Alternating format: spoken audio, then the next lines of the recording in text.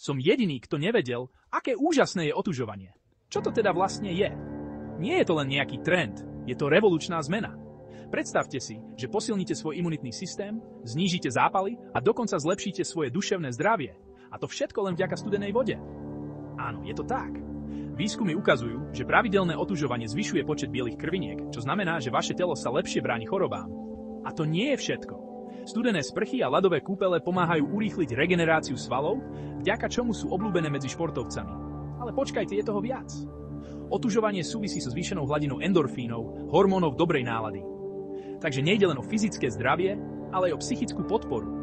A hádajte čo? Nepotrebujete na to žiadne špeciálne vybavenie. Začnite so studenými sprchami a postupne sa otužujte. Vaše budúce ja sa vám poďakuje. Tak prečo čakať? Ponorte sa do sveta otužovania a objavte zdravšieho a šťastnejšieho človeka v sebe. Pamätajte, budúcnosť zdravia je ľadovo studená.